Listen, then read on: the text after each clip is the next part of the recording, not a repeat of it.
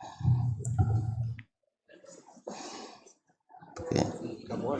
Hah? Assalamualaikum warahmatullahi wabarakatuh. Alhamdulillahil kabiril muta'al al-mustabtahi bihamdihi wathana'i alaihi kullu amrin zibal. Ashhadu an la ilaha illallah wahdahu la syarika lah, syahadatan najati fil ula wal ma'al, wa ashhadu anna Muhammadan abduhu wa rasuluhu al-azimul fi'al al-karimul khisal, sallallahu alaihi wa ala alihi khairi al wa ashabihi wa man tabi'ahum bi ihsanin ila yaumil ma'al. Thumma amma ba'd, fa usi nafsi wa iyyakum ayyuhal muslimun wa iyyakunna ayyatuhal muslimat bitaqwallahi azza wa jal rabbil ardi was samawat, fa innahu qad fazal muttaqun. Ya ayyuhalladzina amanu taqullaha haqqa tuqatih wa la tamutunna illa wa antum muslimun. Para alim ulama, nenek mama, tokoh adat, tokoh masyarakat, hadirin hadirat, jemaah salat subuh yang saya muliakan, yang saya hormati, yang saya cintai. Yang besar tak dipanggil gelar, yang tak bergelar tak sebut nama. Alhamdulillah, saya sangat berbahagia bisa diizinkan bertatap muka. Andainya kita sudah bisa saling bertukar senyum saja, itu sudah luar biasa. Apalagi yang tidak bisa dihargai dengan dunia dan seisinya. Baru saja kita menikmati, Masya Allah, alunan suara imam yang diizinkan Allah Subhanahu wa ta'ala membacakan kalamnya yang tidak menyerupai kalam siapapun. Yang mendengar dan membacanya mesti mendapatkan kebaikan yang sebanyak-banyaknya. Dalam satu amal yang menjadi andalan utama di saat kembali kepada sang pemilik kita. Inna lillah wa inna ilaihi raji'un. Musibah pula.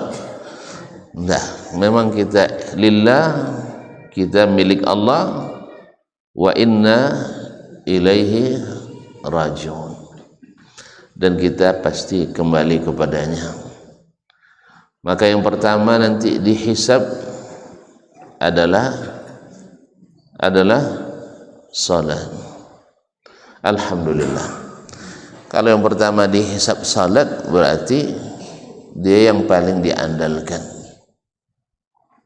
dia yang paling kita harapkan, karena dia menjadi patokan.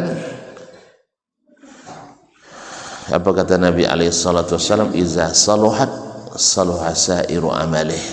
Bila amalan salatnya salih. Apa makna salih? Apa makna salih? Hah?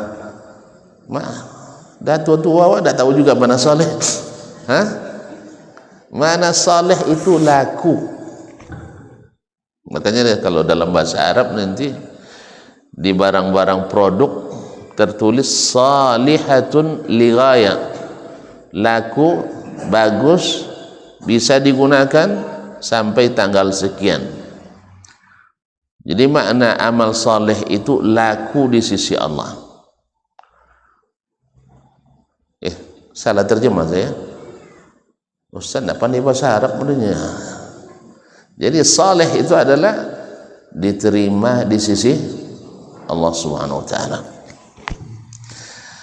Jadi kalau laku saleh diterima semua amal yang lain. Tapi kalau ditolak, tertolak amalan yang lain. Oleh itu patutlah Nabi SAW menerima perintah salat ini dalam munasabah yang mulia dan tinggi. Harus jemput sendiri, naik ke atas dalam peristiwa Isra dan Mi'raj.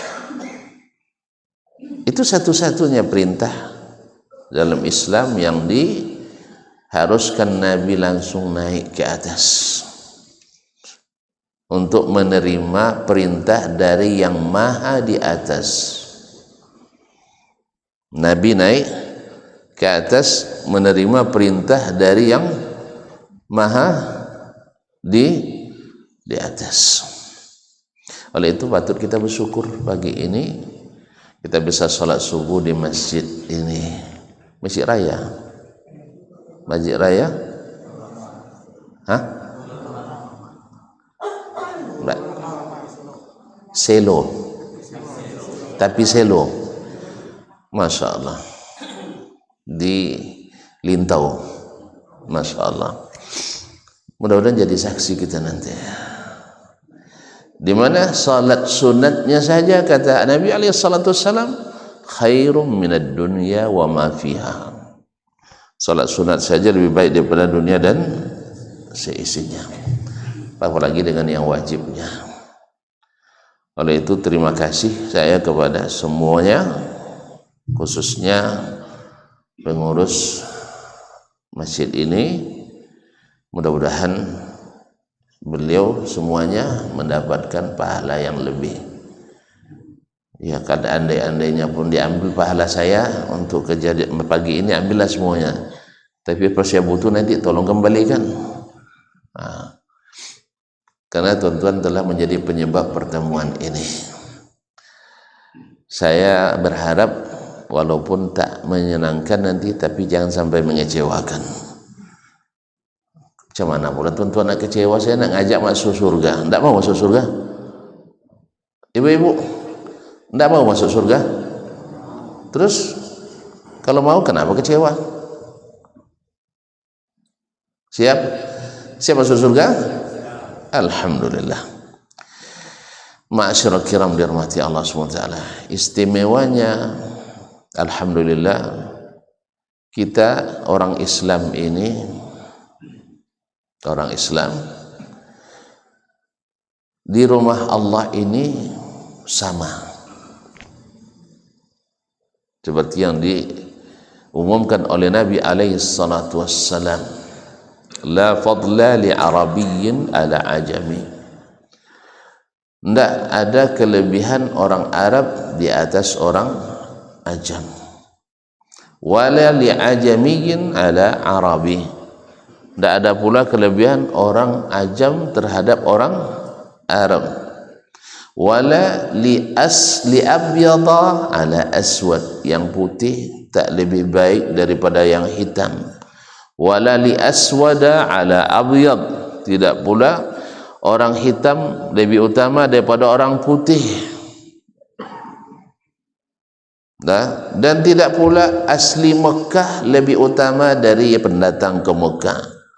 Dan tidak pula pendatang lebih utama dari pribumi yang di Mekah atau di Madinah, illa bittaqwa, kecuali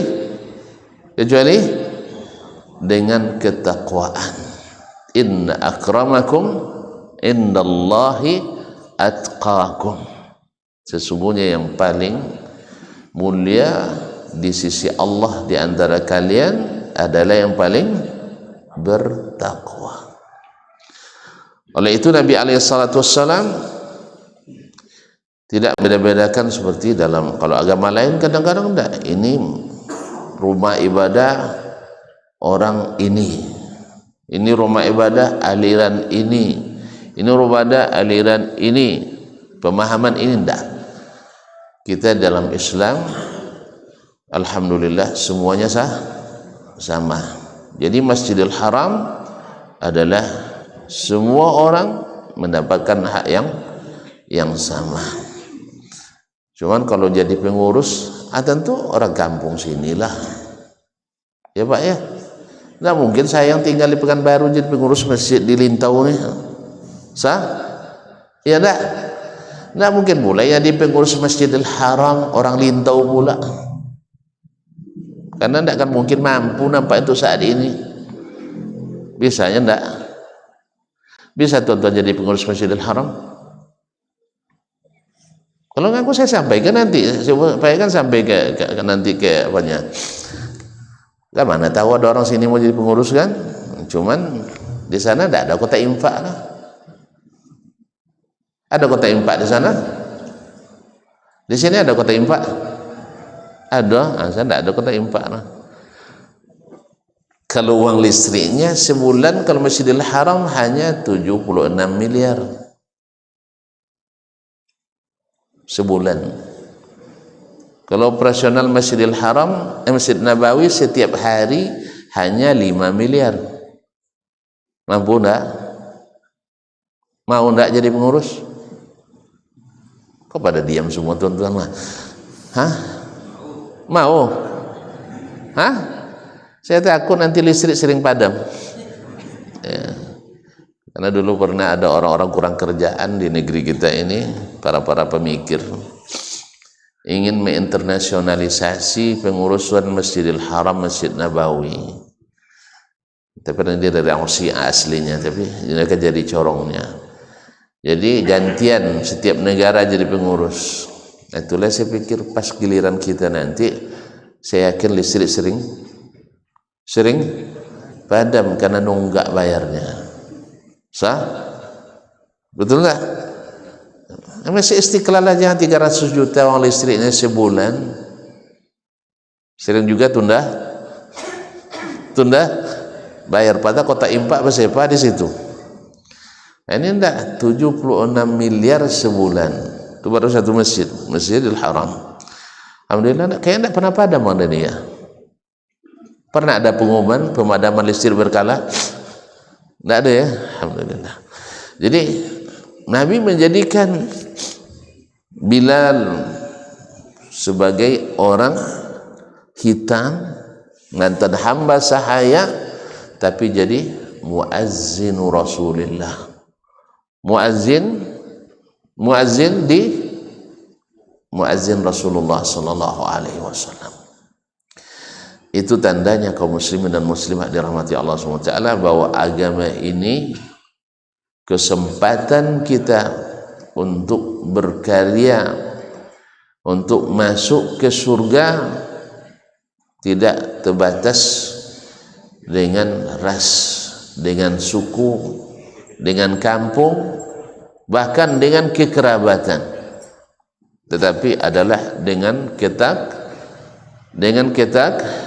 ketakwaan pada Allah.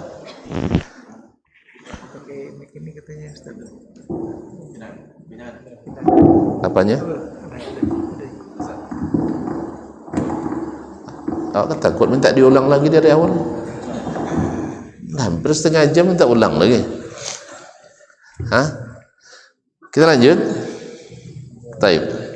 Saya tanya tadi sama abang tuh, sampai jam berapa? Sampai selesai katanya.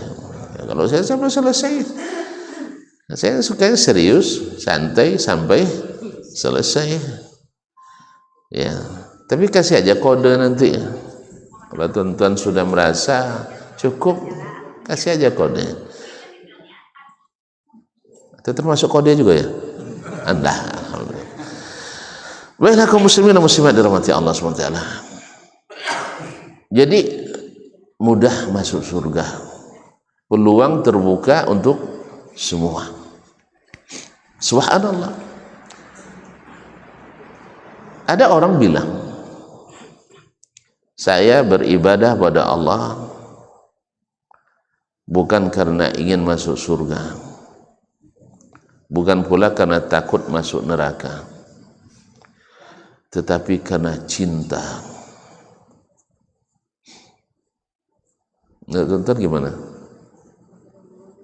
Hah? Menurut ibu-ibu dan bapak gimana?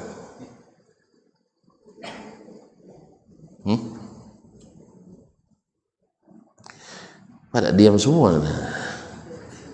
Hah? Menurut saya ini tidak benar. Ini tidak mungkin. Ini berat. Dan ini bukan ajaran Nabi kita alaihissalatu wassalam. Nabi alaihissalatu wassalam dan Allah subhanahu wa ta'ala dalam ayat-ayatnya, dalam hadis-hadisnya memberi kita iming-iming, harapan-harapan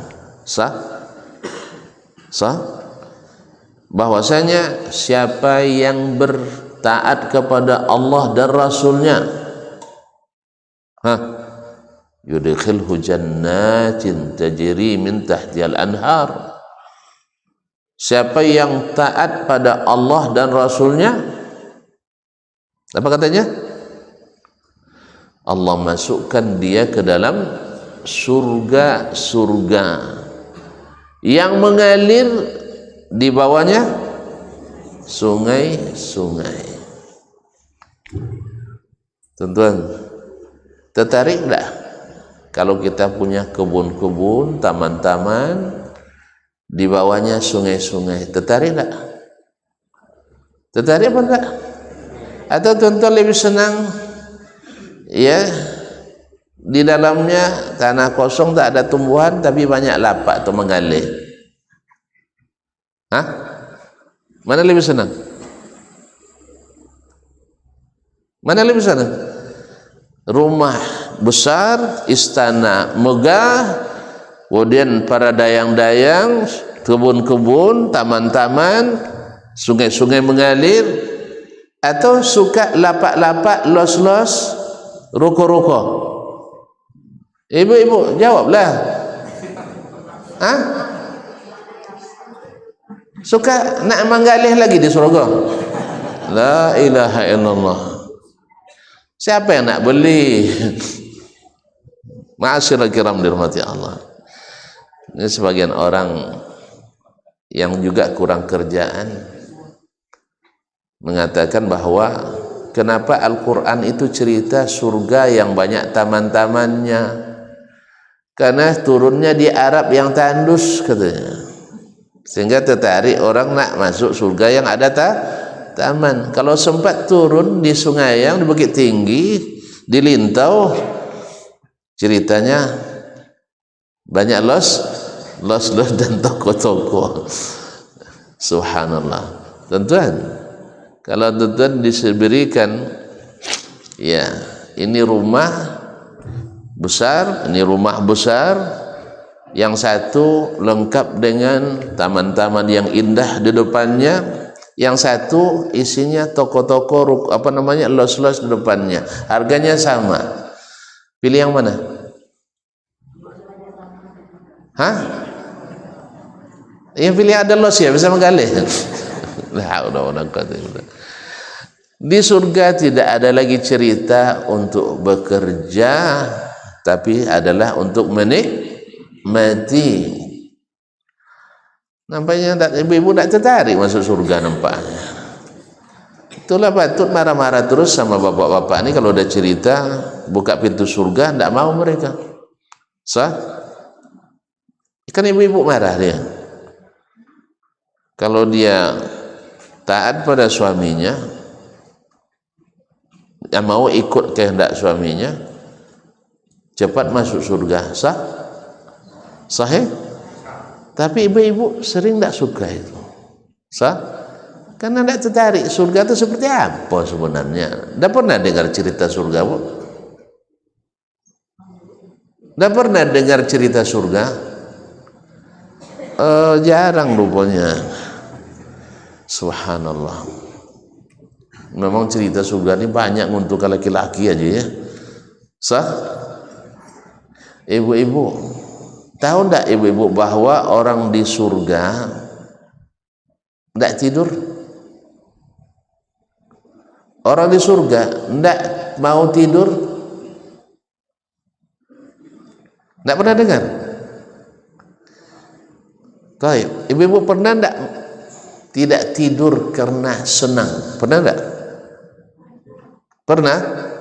Kapan? Malam pertama?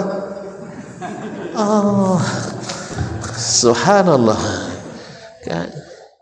Ternyata ketika senang mata tak mau tidur.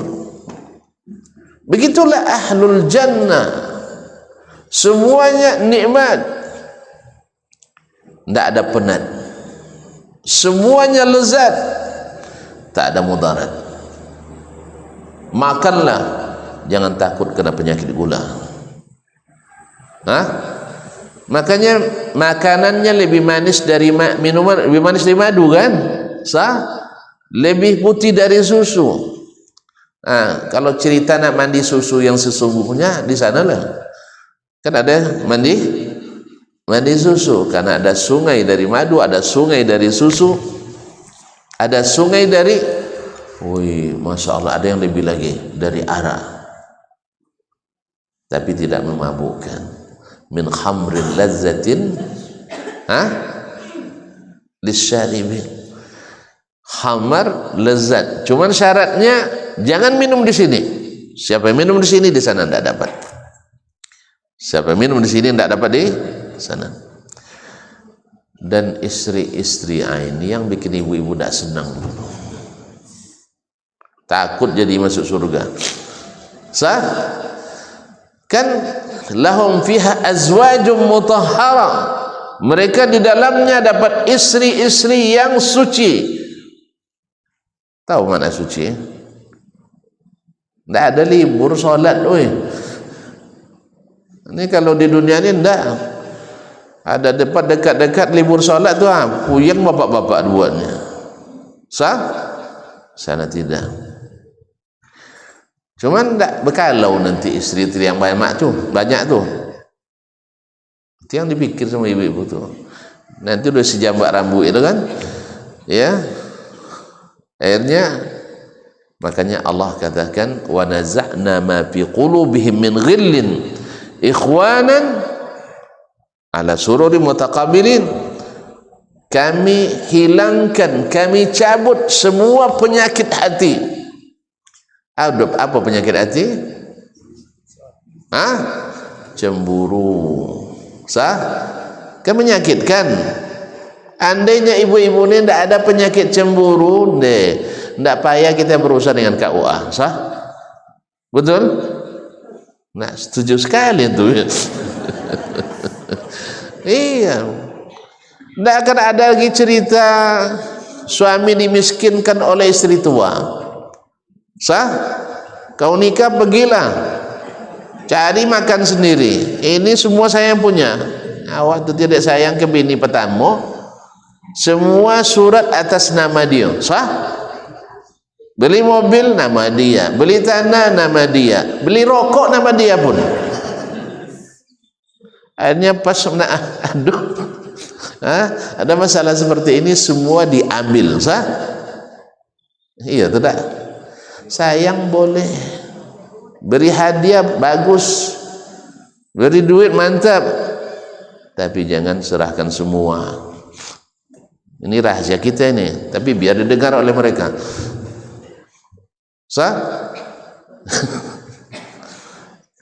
Ini kan pada penakut semua nih. Kenapa? Semuanya dicatat atas nama bini semua. Itu masalah. Jelas ya? Ini harta laki dibagi, harta istri tidak dibagi.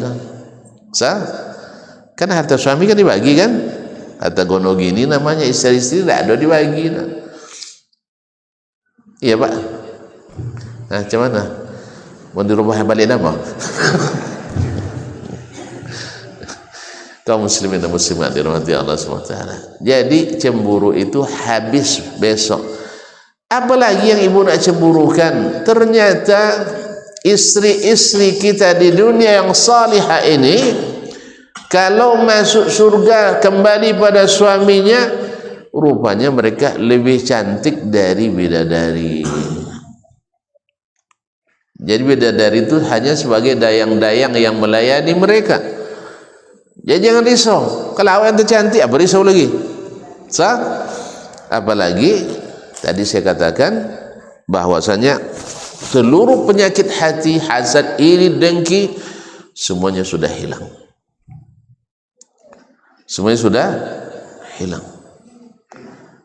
Ikhwanan ala sururi mutaqabilin, bersaudara, duduk berhadapan-hadapan, bergembira. Pokoknya di surga, kata Allah SWT, saya siapkan li ibadiyas salihin, bagi hamba-hambaku yang saleh, ma la ainun ra'at, sesuatu yang tidak pernah terlihat oleh mata. Senikmat apapun di dunia ini, surga jauh di atasnya. Wala uzunun sami'at, tak pernah terdengar dalam berita informasi kenikmatan yang seperti itu. Wala khatara ala qalbi bashar, bahkan tak pernah masuk dalam halusinasi lamunan manusia. Apapun yang Bapak khayalkan, yang lamunkan, surga lebih daripada itu semuanya. Makanya kaum muslimin dan muslimat, berkata para ulama tafsir seperti Imam Ibnu Katsir, bahwa gambaran-gambaran tentang surga yang disebutkan dalam hadis dan Quran itu adalah gambaran minimalnya. Gambaran minimal.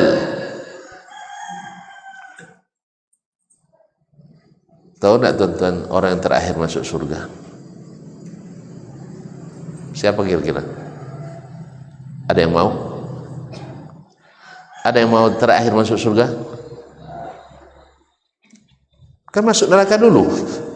Yang terakhir masuk surga mesti masuk neraka dulu. Ketika dia keluarkan, merangkak dari neraka keluar, lalu dibersihkan fi nahril hayat, kemudian Allah perlihatkan kepadanya, ia diperlihatkan sebenarnya sebatang pohon yang rindang sekali. Lalu dia minta, ya Rabb, beri saya pohon itu. Allah katakan, kalau saya beri nanti jangan-jangan kau minta yang lain lagi. Sah? Tidak lagi ya Rabb, saya cukup itu. Dikasih, nampak lagi lebih bagus lagi. Minta lagi. Nah, akhirnya diberikan kepadanya 10 kali lipat dari kebahagiaan orang paling bahagia di dunia. Siapa yang paling kaya di dunia ini, paling banyak kenikmatan yang dia dapatkan di dunia ini diberikan pada orang terakhir masuk surga 10 kali lipat itu. Mau? Mau? Saya tidak mau. Ya, saya tidak mau. Tidak mau diazab lagi. Kalau bisa kita langsung masuk surga. Ada yang masuk surga tanpa hisab, tanpa azab. Ada yang masuk surga dengan hisab yang mudah. Sawfa yuhasabu hisaban yasira, dihisab dengan hisab yang mudah. Gimana hisab yang mudah? Dalam hadis disebutkan nanti dipanggil masing-masing satu orang, Pak, dipanggil di padang mahsyar. Berapa lama kita di padang mahsyar? Ibu-ibu, berapa lama kita di padang mahsyar? Subhanallah. Rupanya lama, tidak tahu rupanya. Hanya 1 hari. Kalau 1 hari berarti berpanas terus atau tidak? Kalau disebut hari, ada matahari tak? Panas apa dingin? Tahu panasnya? Berapa panas matahari? Tidak tahu juga ya, subhanallah. Para ahli fisika menyebut matahari itu panasnya hanya lebih kurang 6.000 derajat Celcius. Kalau masak telur setengah matang berapa? Ini kan panas sekarang nih. Ini air panas nih kan? Berapa panasnya ini? Ternyata belum boleh diminum nampaknya. Nah, ini air panas, bukan air hangat. Jadi air panas, pernah merasa gerah di siang hari? Pernah gerah, berkeringat di siang hari? Berapa panasnya? 33 derajat Celcius, 35 derajat Celcius. Sudah bilang, wah, angin sekali. Ini 6.000 derajat Celcius. Berapa jarak matahari dengan bumi hari ini? Tidak pernah diukur. Ya Allah ya tuan-tuan ya. Tiap hari tengok matahari tidak pernah diukur. Hanya kata orang, saya tidak tahu nih, saya di sini taklid saya ini, taklid buta pula. Ya, katanya sekitar 50 juta kilometer. Kira-kira mana yang jauh, Pekanbaru, Lintau atau ke matahari? 50 juta kilometer. Dan begitu panasnya. Bagaimana nanti kalau jaraknya, kata Nabi SAW, hanya 2 mil. 2 mil itu lebih kurang 3,5 kilometer. Panas apa dingin? Panas sekali. Maka keringat di padang mahsyar itu, keringat orang ada yang menenggelamkannya, tergantung amal masing-masing. Ma'asyiral kiram. Dan itu 1 hari. Berarti selamanya ada matahari. Berarti panas atau dingin? Panas. Ada yang tidur hari itu? Ada yang tidur? Belum pernah nengok ya. Tidak ada yang tidur, jangankan tidur, nengok orang tak berkain pun tak cinan lagi, tak cinan ya, tak tertarik, tidak ada hasrat sama sekali, karena kita semua tak ada yang berpakaian hari itu. Ummul Mukminin Aisyah bilang, ya Rasulullah, ar-rajul yanzuru ila nisa, wan nisa yanzurna ila rijal. Ya Aisyah, al-amru asyaddu min zalik. Orang takkan sempat nengok-nengok itu lagi. Semuanya berpikir bagaimana nak selamat. Cuman 1 harinya, tahu tak lamanya? Sama dengan 50.000 tahun hitungan kita hari ini. Itu mau nunggu lama-lama atau nunggu sebentar? Ibu-ibu, nak nunggu lama-lama atau nak sebentar di situ? Nak dipanggil paling terakhir? Nak selesai kasusnya terakhir kah, atau nak cepat selesai? Inilah tema kajian kita hari ini sebenarnya. Bagaimana mudah masuk surga. Insya Allah asal Islam semuanya masuk surga. Asal Islam dan mati dalam Islam semuanya masuk surga. Cuman ada yang mudah, ada yang tadi saya katakan terakhir masuk surga. Selepas itu semua file ditutup, tidak ada lagi yang keluar dari neraka.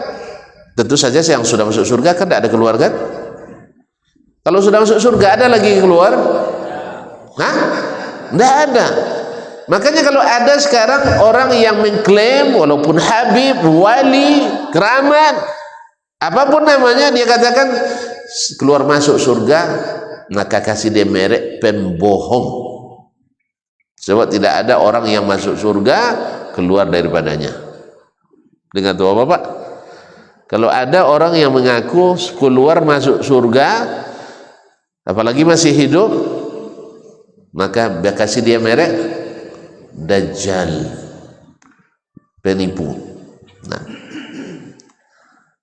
kok marah sama saya? Wih, tuntun kok marah sama saya? Kenapa? Salah saya? Nabi pernah masuk surga di masa hidupnya? Subhanallah. Nabi kita pernah masuk surga di masa hidupnya? Ada? Tidak ada. Mimpi? Iya. Diperlihatkan kepadanya surga? Iya. Tapi masuk surga? Belum. Ini tidak. Hanya berbekal garis keturunan bisa masuk surga setiap hari. Keluar masuk. Bisa pula jamin orang masuk surga. Ditanya sama Munkar Nakir, man rabbuk? Bilang Habib Fulan. Syiriklah jadinya. Nah, dari kaum muslimin dan muslimat rahmati Allah. Jadi ada orang yang masuk surganya cepat, tanpa hisab, tanpa azab. Ada yang masuk surganya dengan hisab yang mudah. Gimana mudah? Seperti sini kita dipanggil, lalu diturunkan sitar. Apa makna sitar? Diturunkan pelindung, sehingga di waktu diperiksa tidak di hadapan khalayak ramai. Ibarat sidang tertutup. Mana yang lebih berat, sidang tertutup pada sidang terbuka?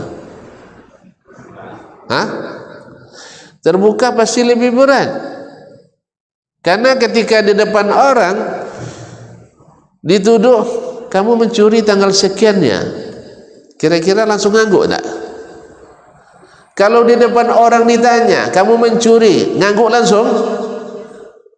Subhanallah, tidak ada malu lagi nampaknya. Kalau depan orang akan mengelak. Nah coba, kalau di sidang di depan orang akan merasa malu sehingga dia akan berusaha membelah diri walaupun bohong. Nah di situ nanti akan diperlihatkan, wa tukallimuna aydihim wa arjuluhum bima kanu yaksibun. Nanti lisan boleh berbohong, tapi tangan, kaki ikut bicara. Jelas maksud saya? Jadi hisabnya kalau sudah terbuka dan terjadi perdebatan, pasti tidak lulus. Pasti tidak lulus. Makan karena Nabi alaihissalatu wassalam menukisal hisab uzib. Siapa yang hisabnya dimunaqashahkan. Apa makna munaqashahkan? Diperdebatkan. Orang kalau sidang sarjana kan namanya munaqashah. Pasti terjadi perdebatan. Kalau diperdebatkan hisabnya di akhirat, insya Allah siap diazab. Kenapa? Karena perdebatan hari itu adalah hak batil, benar salah, dan dia akan menegakkan benang basah. Maka semakin debatnya semakin berat, masuk neraka. Dan ada juga orang yang masuk neraka tanpa hisab. Ada enggak? Yang masuk neraka tanpa hisab ada? Ada enggak? Siapa? Ya musyrikun, kafirun, munafiqun. Sah? Mereka perlu dihisab lagi? Perlu dihisab lagi? Enggak. Enggak ada guna ini hisab, enggak ada kebaikan yang diterima. Karena mereka hanya nanti diperlihatkan kepadanya wa qadimna alim ma amilu faja'alnahu haba'an mansura. Nanti akan diperlihatkan, misalnya dipanggil siapa orang kafir, misalnya siapa? Abu Lahab. Ini kebaikan-kebaikannya, kan ada kebaikannya kan? Taib, faja'alnahu haba'an mansura, tapi kami jadikan seperti debu yang diterbangkan angin. Bisa ditangkap. Cobalah nanti perayaan 17-an lomba menangkap debu. Coba lomba menangkap debu yang diterbangkan angin. Tidak ada gunanya, haba'an mansura. Ma'asyiral kiram dirahmati Allah SWT. Lalu gimana caranya supaya kita mudah masuk surga? Tuan-tuan, mau keterangan panjang, keterangan pendek? Hah? Ini serius ini. Saya tanya, kalau mau panjang, insya Allah sampai jam 9 masih siap. Tapi kalau pendek, 5 menit saja selesai. Hah? Saya kasih pilihan. Sedang-sedang. 1,5 jam. Kan harus detil kan? Yang mudah aja lah ya. Ya, yang mudah aja ya. Jangan sampai apa namanya kesemutan bola apa sekilo di situ kan. Nah. Jadi kaum muslimin dan muslimat dirahmati Allah. Dulu orang sebelum Nabi datang, keinginan masuk surga itu tidak hilang. Sah? Keinginan untuk masuk surga tidak hilang. Agama-agama semuanya mengajarkan dan memberikan harapan bahwa umatnya akan masuk surga. Agama apapun. Betul, saya itu salah saya. Semua agama memberikan harapan kepada para pemeluknya masuk surga. Cuman ada yang dengan hujjah dan dalil, ada bukti, tapi sebagian besar hanya klaim, hanya dugaan dan perkiraan, atau dengan bahasa saya ilmu kira-kira dan ilmu rasa-rasa. Menurut perkiraannya masuk surga tanpa ada bukti. Oleh sebab itu maka beragam bentuk keyakinan, beragam bentuk jalan, beragam bentuk aliran, beragam bentuk cara dibuat orang dengan alasan dan tujuan ingin masuk surga. Nah, ini yang harus didudukkan. Apakah semua jalan itu benar tidak bawa ke surga? Dengan arti siapa saja boleh melakukan sesuatu yang menurutnya baik, pasti diterima oleh Allah SWT. Atau jangan-jangan kebanyakannya nanti berakhir dengan kecewa.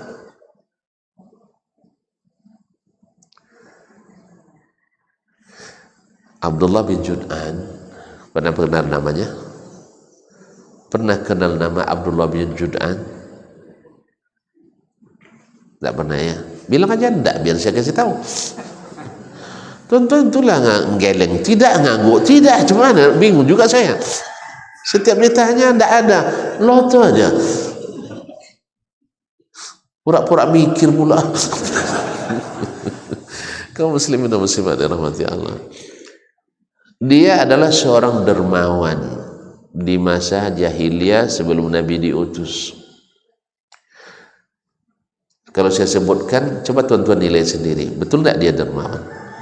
Setiap musim haji, berarti masa jahiliyah ada haji ya? Hah? Ada haji di masa jahiliyah. Berarti tidak ada haji masa jahiliyah. Ustaz, hah? Haji ada, makanya sebenarnya Abu Lahab tuh haji, Abu Jahal tuh Pak Haji. Tidak tanggung-tanggung pengurus Masjidil Haram, pengurus Ka'bah. Kok bisa gitu ya? Ini tambah-tambah bingung tentu, jadi tidak jadi pendek, ini panjang jadinya. Hah? Haji tak putus di musim masa jahiliyah. Tuan-tuan kan pernah belajar sirah Nabi kan? Sah? Ketika Nabi di awal-awal berdakwah di Mekah, ada namanya dakwah sirriyah. Dakwah sembunyi. Salah satu yang dimanfaatkan Nabi adalah berdakwah kepada jemaah haji. Dan lupa haji nampaknya. Kaji MDA dulu, tidak iya dulu masih lupa. Bahwa Nabi berdakwah sembunyi di antaranya di musim haji. Kapan orang jahiliyah haji? Nah, lupa lagi. Kita sekarang haji di bulan apa? Zulhijjah. Orang jahiliyah haji di bulan apa? Zulhijjah. Sama. Cuman bedanya haji mereka di neraka, haji kita kok bisa ya? Sama-sama haji kok beda? Sama-sama haji, satu masuk neraka, satu masuk surga. Tahu enggak bedanya? Enggak juga tahu. Itu haji jahiliyah. Ini haji Islam. Oh, ternyata walaupun haji, tapi kalau jahiliyah masuk neraka. Makanya kalau jadi Pak Haji jangan jahil. Paham? Karena tidak sedikit Pak Haji sekarang yang jahil. Kerjanya menghentikan kajian-kajian Islam. Sebaliknya mengawal keamanan perayaan agama lain. Haji juga rupanya. Ini saya khawatir ya. Saya tidak menghukum karena itu hukum akhirat, Allah yang lebih tahu. Tapi pelajaran perbandingan ada. Dulu ketika Nabi Muhammad datang, siapa penghalang utamanya? Pak Haji. Haji Abu Jahal, Haji Abu Lahab, pengurus Masjidil Haram. Makanya kondisi kita sebagai pengurus masjid belum tentu menyelamatkan kalau tidak mengikuti aturan Islam. Hati-hati. Ini gara-gara tuntun lupa kajiannya, lama kita mengaji jadinya. Jadi musim haji, Abdullah bin Jud'an ini kan orang kaya raya. Dia tahu bahwa jemaah haji itu tamu Allah. Kok dia tahu? Namanya dia saja Abdullah, hamba Allah. Berarti dia beriman tak pada Allah? Percaya tak dia sama Allah? Percaya tak? Percaya tak sama Allah? Buktinya dia Abdullah. Dan memuliakan tamu-tamu yang haji masa itu. Gimana caranya? Dia setiap musim haji menyembelih 1000 ekor onta untuk makan gratis para jemaah. Saya nak nanya bapak dan ibu, jujur ya, ini orang pemurah, orang bakhil ini. Awak korban 1 ekor kambingnya tak kurang terus. Sah? Bapak korban tahun konya 3,5 juta kan? Deh. Itu masjid itu 3.490.000 nya. 10.000 dihitung juga. Atau habis itu bilang pula Pak Haji Dermawan. Iya 1000 ekor onta gratis dimasak. Ya. Ya kalau ada tonton tengok tuh di apa namanya tempat-tempat makanan-makanan orang-orang kaya itu kan, apa nama istilah drive thru, yaitu belanja sambil mengendara. Itu lebih dulu Abdullah Jud'an buat daripada Kentucky Fried Chicken tuh. Paham tak? Jadi orang kancahnya tinggi-tinggi itu di kiri kanan jalan jemaah haji itu, orang tak perlu turun dari kuda atau ontanya atau keledainya, langsung ambil tempat makanan, ambil langsung sambil berjalan. Wih, pemurah tak? Pemurah tak? Wih, Masya Allah. Ingin masuk surga tak dia? Cuman sayangnya ditanya ke Nabi SAW, hal yanfa'u zalika ya Rasulullah, ada manfaat bagi dia ya Rasulullah? Qala la, tidak ada gunanya. Apa sebab? Lam yakul yawman rabbighfirli yawmaddin, dia tidak pernah memohon kepada Allah Subhanahu wa taala diampuni dosanya pada hari kiamat. Orang baik tetapi tidak beriman, tidak bertauhid. Oleh itu kaum muslimin dan muslimat dirahmati Allah Subhanahu wa taala, ternyata ingin masuk surga ada, tapi dengan cara yang dia inginkan sendiri. Walaupun di mata manusia hebat, menurut kita tidak mungkin masuk neraka. Iya, benar itu. Besok di akhirat sendiri, mohon maaf ya, tolong doakan saya jangan seperti itu. Ustadz, ulama, ternyata di neraka ada. La haula wala quwata illa billah. Ini berat ya tuan-tuan. Tolong doakan ya. Woi, doakan saya, woi. Saya takut. Nah, apa sebab? Pada benarnya orang-orang itu kan, Ustaz, dulu safari nampaknya itu safari kesana kemari, kok sampai pula di sini? Kan begitu kan? Orang pada heran. Lalu kata ustaznya, kuntu amurukum bil ma'ruf walam aji. Memang saya rajin ceramah ke nama semari, ngajak kalian berbuat kebaikan, cuman sayang saya tidak melakukannya. Wa kuntu anhaakum wa nahaitukum an munkar wa ati. Saya melarang kalian berbuat kemungkaran, tapi saya suka melakukannya. Berarti juga masalah kabura maqtan indallahi an taqulu ma la taf'alun. Beras besar kutukan dari Allah, kalian tidak melakukan apa yang kalian katakan. Dilarang orang berghibahnya raja riba pula. Disuruh orang pemurah luar kebiasa lokeknya, kedekutnya. Dilarang hasad. Masya Allah, nangis-nangis khutbah tentang hasad, tapi pantang nengok orang dapat nikmat, dia kebakaran hatinya. Apa lagi? Dilarang berlomba-lomba masalah dunia, hanya memperlukan posisi ketua yayasan, ketua pengurus, ada pakai apa namanya, pakai kudeta. Betul gak?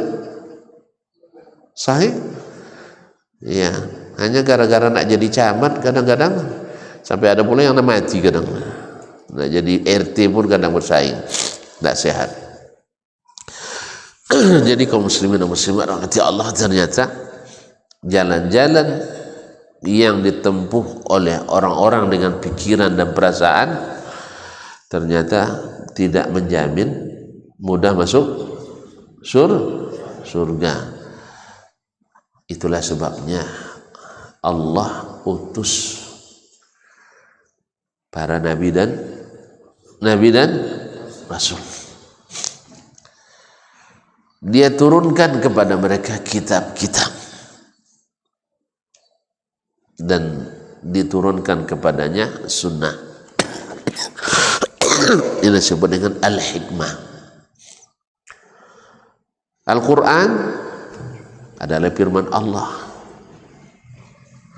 As-sunnah adalah sabda Rasulullah sallallahu alaihi wasallam.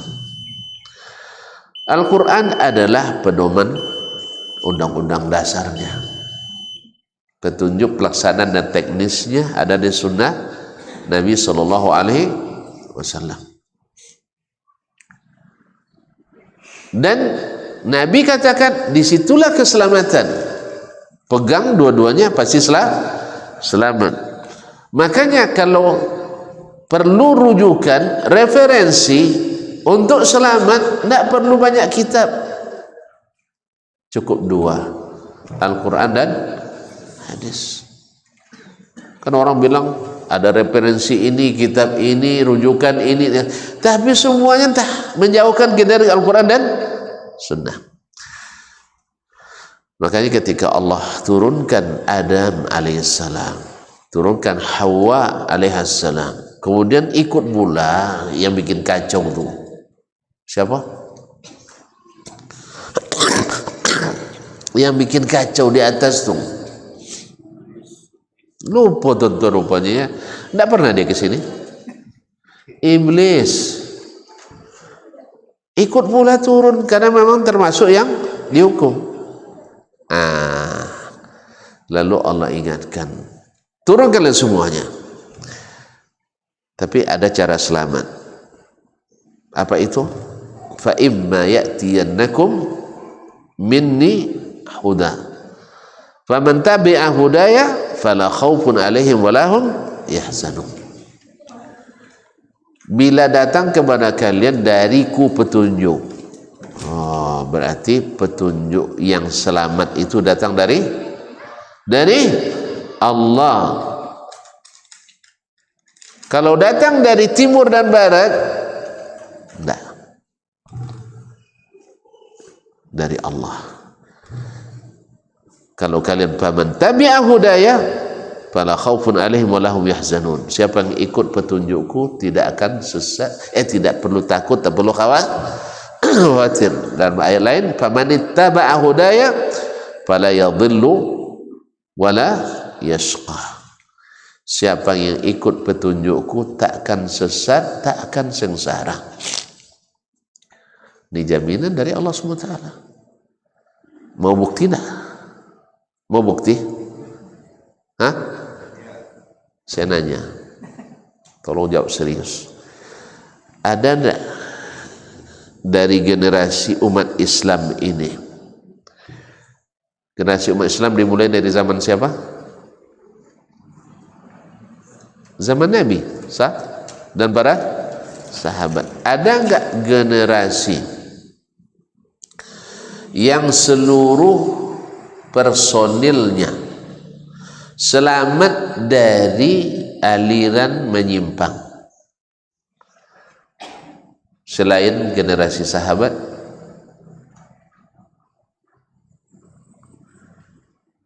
Ini kayaknya sama kayak tadi juga, pura-pura mikir. Hah? Ada enggak? Tidak ada. Tidak ada suatu generasi yang seluruh personilnya selamat dari aliran, dengan makna umat Islam masa itu tidak berpuak-puak. Tidak ada ini aliran ini aliran ini, seperti yang kita alami pada hari ini. Hari ini Masya Allah, tengok nanti sebentar lagi puasa, bermacam aliran dalam puasa. Ada yang aliran nak menentukan datangnya bulan dengan nelpon Allah Ta'ala, Assalamualaikum, dengan Allah Ta'ala, iya, kapan puasa? Nah, sehingga kadang-kadang mereka puasa 10 hari sebelum kita, karena aksesnya langsung ke Allah Ta'ala. Ada lagi, kalian hitung-hitung bulan, anak bulan, nunggu-nunggu anak bulan dari bawah. Syekh kami langsung ke bulan,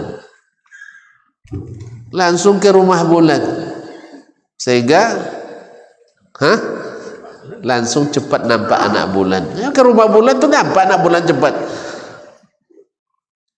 Yang satu ngitung pakai angka-angka dari meja.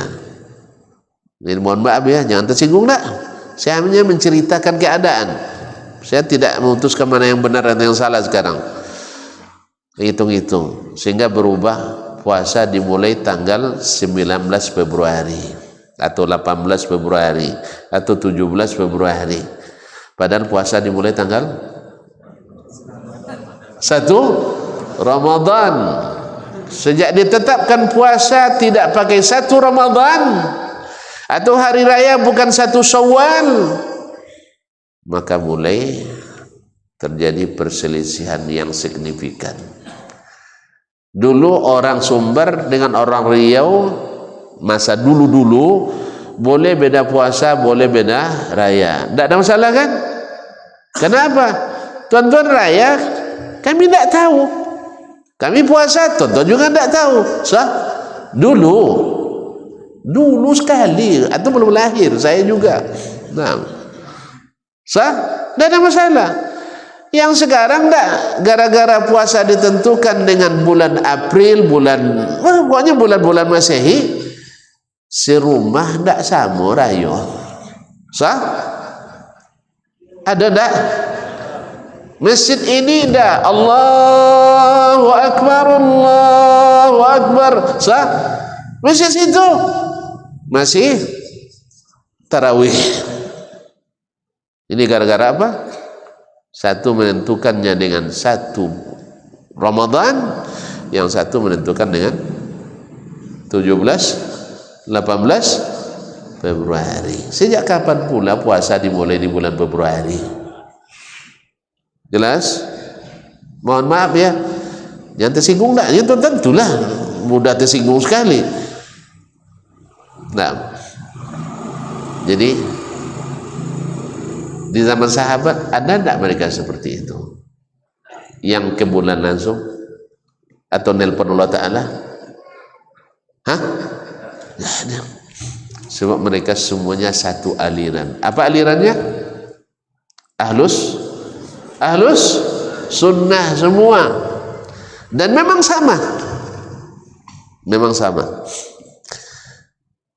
Itulah sebabnya wallahu alam, secara eksplisit, secara langsung, nas-nas Al-Quran dan hadis menunjukkan bahwa sahabat seluruhnya masuk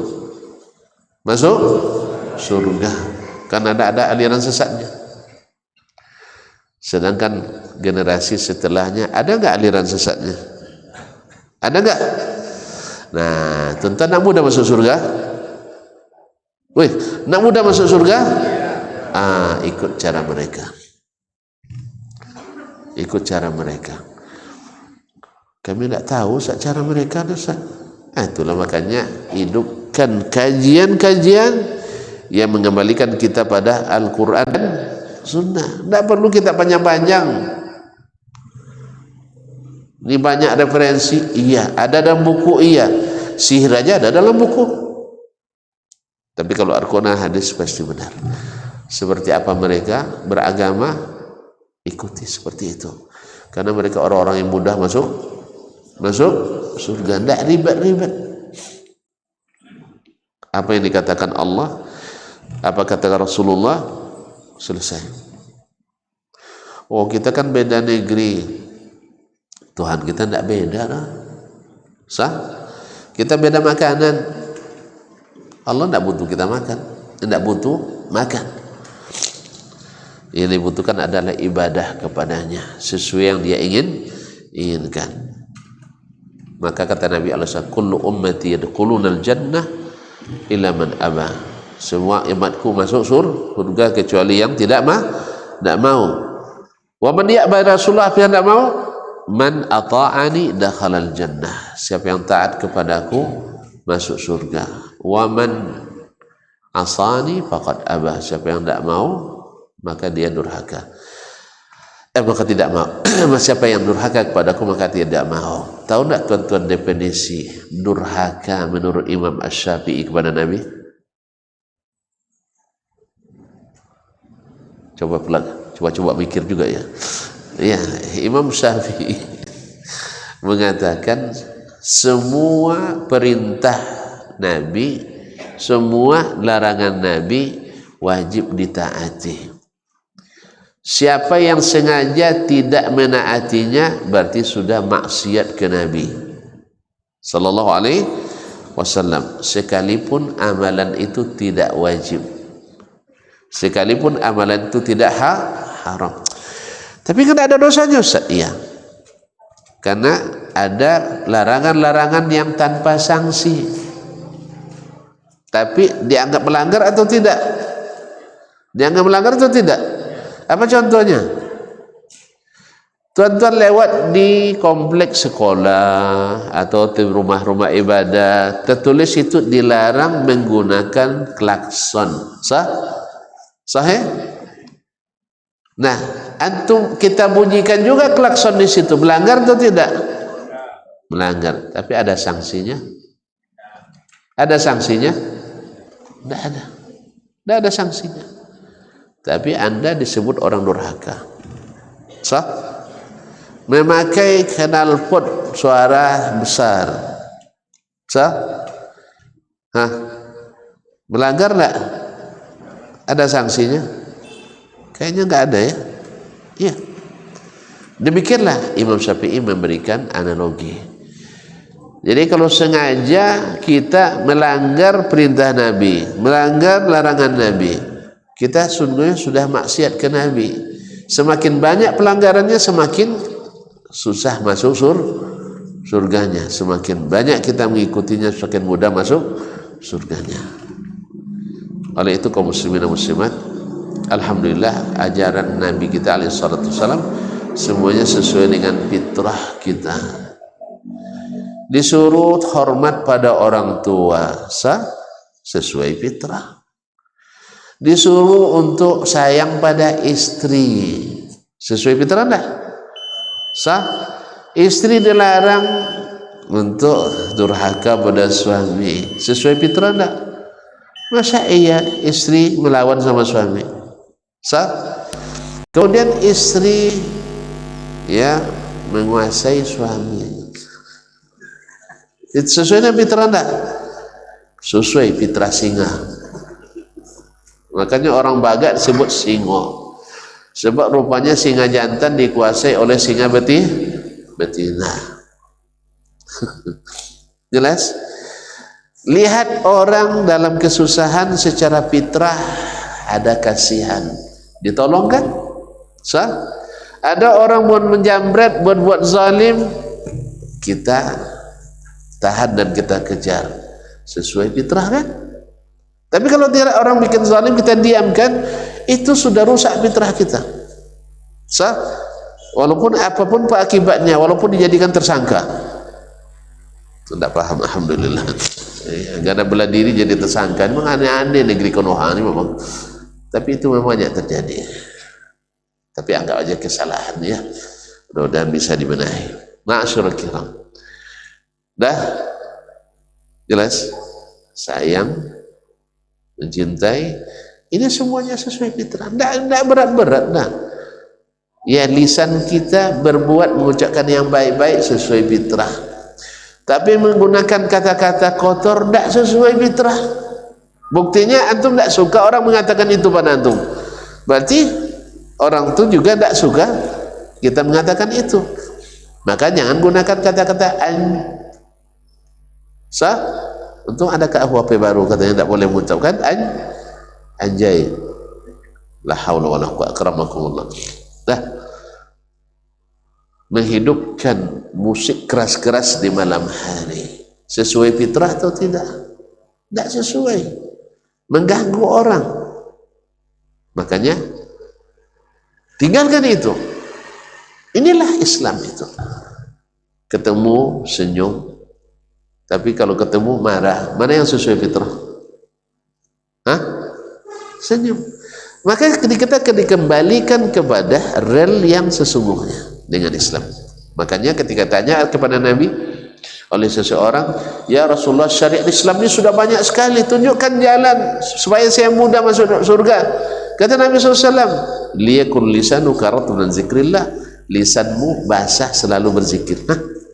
Ternyata zikir memudahkan masuk surga. Oh, saya tidak punya harta yang banyak, baikkan akhlakmu. Sah? Bahkan kata Nabi SAW, sebar salam di antara kalian, kalian masuk surga dengan selamat. Hah? Ada yang payah? Ada yang payah? Nah, oleh sebab itu ikuti jalan mereka yang mudah, berakidahnya mudah, ibadahnya mudah, beramalnya mudah. Mudah-mudahan Allah masukkan kita dalam surga dengan mudah pula. Jangan ikut jalan-jalan orang yang bermacam-macam ini, ya, karena memang semakin kita keluar dari sistem Nabi, semakin mempersulit diri. Wallahu ta'ala alam. Sekarang demikian dulu kajian kita pada pagi ini. Jadi juga agak panjang sedikit, mohon maaf ya, karena tentu bilang pertengahan tadi. Nah ini perempatan aja lah. Nah, detailnya nanti bawa ustaz-ustaz yang di sini ya, hidupkan masjid dengan mengaji, bukan ngaji halu, tidak, ngaji dengan Al-Quran dan hadis Nabi SAW, karena itu yang terbukti memudahkan semuanya. Itu yang memudahkan, tidak ribet, tidak pakai klaim-klaim ini dan itu, tidak, cukup Nabi SAW terbukti. Semoga Allah mudahkan. Kalau besok kalau ada yang sulit, tolong dibantu ya, kan boleh memberikan syafaat, termasuk majelis-majelis seperti ini. Salah satu dari syafaat yang diizinkan nanti di akhirat oleh Allah SWT, syafaat dari orang-orang beriman yang berkumpul dalam ketakwaan. Kalau ada salah satu dari kita tak nampak nanti di awal-awal, mohon sama Allah, ya Allah, kami dulu lama berjuang di masjid apa nanti ini, Masjid Al-Amal ya, Nurul Amal ya, kami hidupkan kajian. Ternyata mungkin sebagian dari kami karena ada kesalahan lambat masuk surga. Tolong gabungkan mereka dengan kami kembali ya Allah. Itu salah satu syafaat yang bisa diberikan nanti di akhirat. Nah, ngono ya, terima kasih semuanya. Wallahu taala alam. Wassallallahu ala nabiyina Muhammad sallallahu. Wassalamualaikum warahmatullahi wabarakatuh.